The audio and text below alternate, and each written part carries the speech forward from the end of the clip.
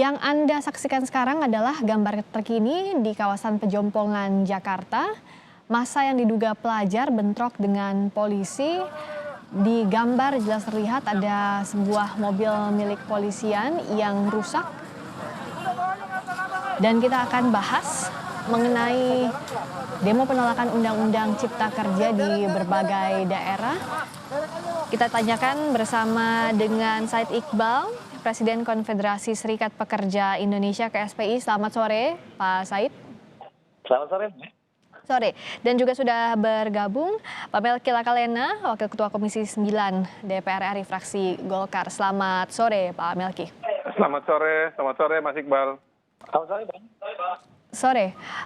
Saya ke Pak Said dulu. Tentu memantau jalannya unjuk rasa kawan-kawan buruh hari ini di berbagai daerah yang sempat ricuh. Apa tanggapan dari KSPI? Seberapa diawasinya jalannya demonstrasi hari ini? KSPI dan 33 federasi lainnya sudah mengeluarkan surat dan baik. Dan ini adalah hak yang kepada rekan kami. Dan kami memberitahu kepada pihak kepolisian tingkat nasional adalah Pak Said, mohon maaf suaranya kurang terdengar di sini, ada feedback. Kami akan perbaiki komunikasi dengan Pak Said Iqbal agar bisa lebih jelas terdengar oleh pemirsa Kompas TV di rumah juga. Saya ke Pak Melki dulu kalau begitu. Pak Melki, ada penolakan dari kaum buruh di berbagai daerah setelah disahkannya Undang-Undang Cipta Kerja. DPR melihatnya seperti apa terhadap penolakan atas poin-poin yang dibahas di dalam undang-undang ini? Ya, ini tidak bisa juga kita hindari karena undang-undang ini dari awal ini kan memang perdebatannya serius ya. Padahal kalau kita agak tenang mencermati klaster demi klaster, pasal demi pasal, dan kita betul-betul diskusi dengan tenang, situasi yang tidak kita sama-sama hindari ini mestinya bisa kita cegah. Kalau kita duduk dengan tenang mencermati ya dari berbagai klaster yang ada, khususnya klaster tenaga kerjaan ini, pembahasan tentang hal ini itu dibahas cukup panjang ya. Semenjak Februari ketika awal mula ini disampaikan surat Presiden kepada DPR RI, di internal DPR RI juga kami sudah membahas dengan baik antar lintas fraksi. Kemudian juga kami pernah juga membahas ini di Komisi 9, kemudian nanti diteruskan di Balek.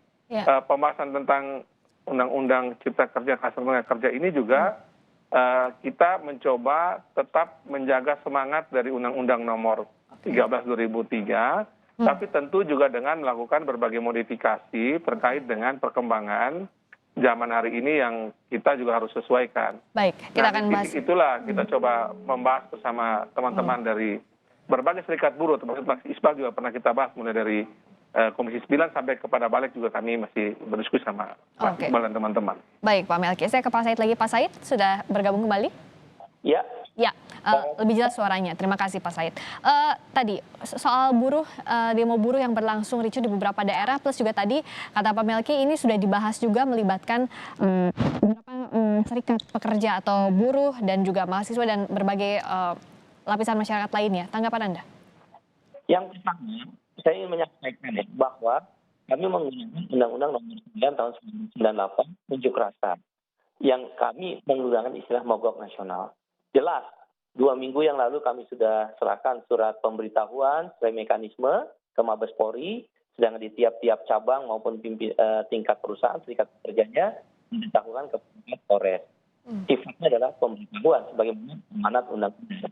Yang kedua, instruksi organisasi itu sudah dikeluarkan oleh 32 federasi secara serentak ke seluruh Indonesia yang menjadi anggotanya. Tiap-tiap federasi tentu sesuai dengan anggotanya. Instruksinya jelas. Ikuti mekanisme Undang-Undang Nomor 9 tahun 1998. Lokasi aksi adalah di dalam lingkungan perusahaan. Yang kedua, jam aksi dari jam 6 pagi sampai jam 6 sore harus sudah menyelesaikan aksi. Dan tuntutan disampaikan secara terbuka di tempat-tempat lokasi aksi yang diatur bersama antara pimpinan perusahaan dengan pimpinan serikat pekerja di tingkat perusahaan. Kemudian juga menjaga maksimal mungkin protokol kesehatan COVID-19. Tidak berkerumun Itu jelas. Ya. Nah, oleh karena itu, kalau ada kesimpulan dan dari berita Kompas TV yang tadi saya lihat adalah dari kelompok masyarakat lain, kan kami nggak bisa menilai kelompok masyarakat lain melakukan aksi-aksi. Misal aksi mahasiswa di Bandung, aksi mahasiswa di Makassar, aksi mahasiswa di Jakarta. Itu kami nggak bisa melarang hak berdemokrasi.